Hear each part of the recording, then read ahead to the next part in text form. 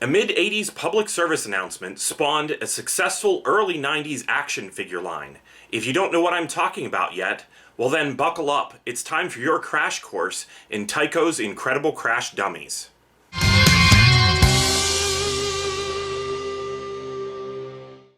In 1986, the National Highway Traffic Safety Administration, which was a division of the United States Department of Transportation, began a series of public service announcements on the radio, on TV, and in print media that starred two comedic crash dummies. And I looked through some old articles and found some interesting information. The idea was that while Tyco would be making money off of the toys, the NHTSA would benefit by the fact that Tyco was also spending money in advertising that would get the message out to a broader audience and may actually help to reach kids. And I found it interesting that the National Highway Traffic and Safety Administration said that according to some of their surveys, the characters of Vince and Larry had actually become as recognizable as Frank and Ed. I had to remind myself who Frank and Ed were, so I'd actually argue that the Crash Dummies were successfully more popular.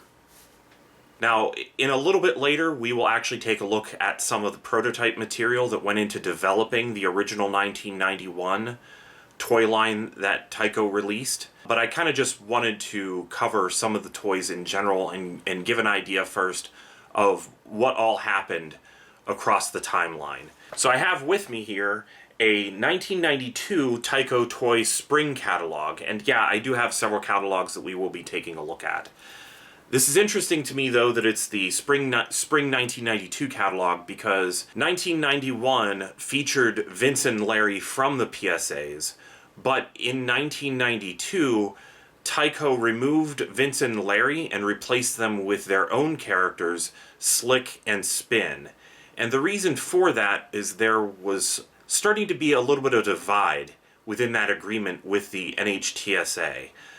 And there was an article from April 1992 in the Baltimore Sun that stated that Tyco had projected that they were making about $40 million in the first year of Crash Dummies, whereas the NHTSA's cut of that thus far had only been $300. The NHTSA at that point actually said that they did still expect further payment, and a much later article that I read stated that the entire licensing agreement was only for $10,000. But as I said, the NHTSA also mentioned that what they really wanted from this agreement was the fact that Tyco would be spending their own money on advertisements that would include that original messaging. The big point of division, though, became whenever the three major networks, NBC, CBS, and ABC, refused to air the next series of Vince and Larry Crash Dummies PSAs because of the fact that they felt that there was a conflict of interest. They felt like that free airtime that was being given to the public service announcement was also serving as free airtime for a commercial for toys, which, as you can imagine, probably caused some problems with their other advertisers. Later that year, somewhere around November, the NHTSA did pull out of the deal, stating that they felt that the original message of safety may be getting lost. Then in December of 1992, the National Ad Council actually requested that Tyco stop producing Crash Dummies altogether. In addition to that, the NHTSA was worried that if Tyco just changed the characters from Vince and Larry to Slick and Spin, that maybe that meant that their copyright to these characters was so weak that they'd be unable to stop imitators from recreating knockoffs of Vince and Larry. And I would love to have been able to follow this up with more of a message, but unfortunately the makers of Betty and Bob Bash Up Buddies were not available for comment. So despite the request to not make these figures anymore, they had already been quite successful and were doing very well for Tyco. And so in 1993, Tyco introduced a new set of figures along with Junkbots. And the reason to introduce Junkman and his cronies was because they needed an antagonist, because Crash Dummies in 1993 moved on to create a cartoon, which was just one episode, a comic book, and a video game. Much like G.I. Joe can't just have a parade every single issue of the comic book, the Crash Dummies can't just have a comic book that's nothing but them testing equipment. They needed to have some sort of turmoil or conflict to have a story.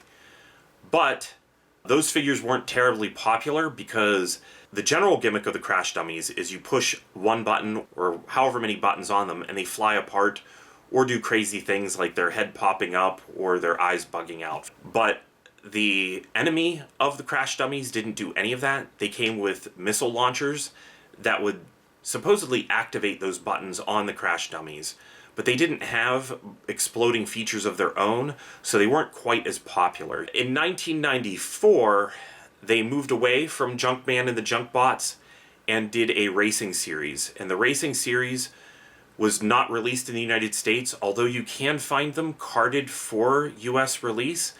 I don't think they actually were released. The ones that I saw for sale were from somebody who had worked for Tyco, was selling some samples. They were much easier, though, to find throughout Europe. So if you're looking for a complete Crash Dummies collection, that's where you would find some of the later series stuff. So overall, the thing that I really love about Crash Dummies is that I can kind of sink my teeth in as a collector. It was a great toy line. My brother and I played with this all the time. He actually bought one while I was at school, brought it home, and showed it to me, and I thought the thing was really awesome. And then he started getting more and more of them. It was totally his collection, but I would be lying if I didn't say that I played with it as well. It was fun. We would set up a camcorder and watch videos of them crashing in slow motion, and we weren't alone because you can actually find a lot of the videos like that on YouTube even now. And there are a bunch of unproduced characters. If you look in the 1994 catalog, you will see that the racing series, some of the vehicles that did not include figures whenever they were released in Europe, actually were intended to include figures whenever they were released in the United States. There is rod, gasket, and axle pictured with some of these vehicles here toward the end of the line. But even prior to the end of the line, there were some things that weren't made. In the very first year, there was going to be a character named Darlene. Darlene's interesting to me because she actually did appear in the PSAs and was cut from the toy line before they even did the Vince and Larry toys, for who knows what reason. She did actually appear in promotions for the board game, but throughout these catalogs, I see various iterations of the board game, and she is not there in the later ones. So there's a decent picture of her that I'll include here of what she probably would have looked like in that early toy line. You can actually kind of see the transition from the characters released along with Vince and Larry to the ones released with Slick and Spin, because the name of the toy line changed from Vince and Larry The Crash Dummies to The Incredible Crash Dummies. And it's easy to kind of see which figure you may have if it was one of the ones released early or late, because you can really see the word "the" appear very large on the sticker on their back. But that wasn't the only time that Darlene almost made it to retail. There was a figure in 1993, I believe it was, whenever the video got released to stores. You could actually buy the cartoon. It aired on Fox Kids, but you could buy it in the store along with one of two figures. You would either get a new character named Ted, who was featured in the video, or you would get a repaint of Junkman. But on the back of that package, Darlene was pictured again because she was going to be released as a repaint of Daryl. And there was also going to be a release of Skid the Kid. Lots of stuff to love in Crash Dummies. It's definitely a toy line that I have enjoyed for a long time thanks to my brother. And thanks to him, we are going to take a look at some prototypes. Okay, here we have a resin prototype of a crash dummy that is pinned together and only has one hole in his chest. The sculpt on the face is slightly different. There's not as much of a neck to it, and the mechanism is certainly not finalized. And it also doesn't include the articulation at the bicep or just above the knee, which on a released crash dummy figure is actually not just articulation. Those are points where the figure can pop apart. They're not spring activated in those locations, but if you wreck your crash dummies together hard enough, sometimes they will separate in that area. And it's nice because it kind of gives them a point where they can separate that kind of takes some of that stress off of those joints during those wrecks.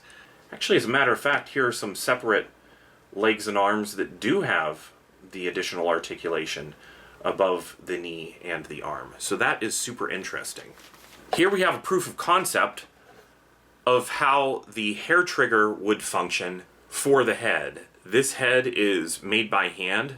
It looks like it is sculpted out of clay or a putty or some similar material, but then it is placed on a couple of wires that demonstrate how the firing mechanism would work. This is a preliminary model. I like this. This was also included along with some of these things, so it must have been considered or used in development. This looks like it's made out of a finished plastic, so I have to think that they probably pulled this out of another toy. We're talking Tyco here. They definitely built a lot of cars and vehicles prior to this, so this may have actually been something that they pulled out of an existing toy, but were testing it along with crash dummies. If they had had a pull it back and let it go motor, which is essentially what this is, if they had had those, it probably would have kept the crashing from being a little bit too hard and potentially breaking the toys, but at the same time it may have dictated the crashing a little bit too much. Although I don't know, that's kind of free spinning. It may have just been an option. I don't know, it's very interesting to think of crash dummies with a pull it back and go feature in some of the cars. But my favorite thing among these prototypes has to be this. This is a styrene model of Bumper, the dog from the crash dummies. And it's interesting to me to see that it actually does have a mechanism associated with it in order to make the crashing action work. Whereas the Bumper that was released in the Hubcat and Bumper set was simply one that you could squash. It didn't have any sort of spring-activated anything going on in it. If you wrecked it, it may get squashed, but we were always kind of concerned that it may also just break. And these things are cool. We always loved the dog and the cat, so it did not really ever involve them in any sort of wrecks. I love seeing this because it actually demonstrates that Tyco was busy trying to create an action feature to go in them. Unfortunately, along with Skid the Kid, according to these price lists, you can actually see that in the first year there would have been, I believe, 8 Vinces, 8 Larrys, 3 Daryls, and 3 spare tires per case, but only 1 Skid the Kid and 1 Hubcat and Bumper per case. Now, Skid and Hubcat and Bumper were released the following year, but again in lesser numbers than anything else. Where my mind goes whenever I'm thinking of these is what additional things for safety testing they could have done and did not. These did end up getting a revival in the early or mid-2000s from Mattel, and that seemed like a great idea to me because Mattel had made the Crack Ups Hot Wheels, or I think that's what those were called, but then like Battle Damage He-Man. I was definitely happy whenever Mattel made things like a scooter or things that you would have just somebody outside of a large vehicle using. Those were excellent additions to the toy line. Did you have crash dummies, and do you have any ideas of some crash dummy things that they should have made? Maybe some other vehicles. That's it. Thanks again, and let me know what you think.